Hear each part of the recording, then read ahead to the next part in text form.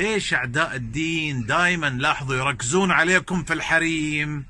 دائما أمريكا وأوروبا يضغطون على الدول الإسلامية، شغلوا المرأة، طلعوا المرأة، اختلاط في العمل، عطوا حقوق المرأة، حرية المرأة. هذول يؤمنون في رسولكم أكثر منكم للأسف، يؤمنون في أحاديث الرسول صلى الله عليه وسلم أكثر منكم، فيركزون على عري المرأة وإخراج المرأة من البيت لأجل أن تنزع الغيرة من الرجال.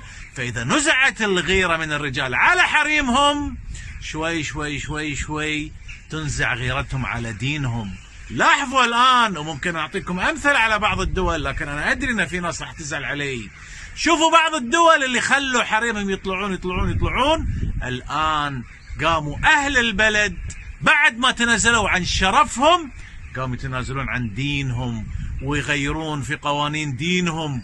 شوي شوي تنازلوا عن ايش؟ تنازلوا عن القدس، وتنازلوا عن مكة والمدينة، وتنازلوا عن الأديان كلها، ما عاد يهمهم أي دين، صاروا علمانيين. تذكروا كلامي، إذا نزعت الغيرة عن العرض والشرف تنزع الغيرة بعدين عن ايش؟ عن الدين والوطن.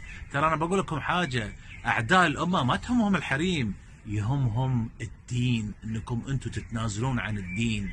فشلون يدخلون عليكم على الدين، ينزعون غيرتكم على الحريم، وبعد ذلك تنزع غيرتكم على دينكم.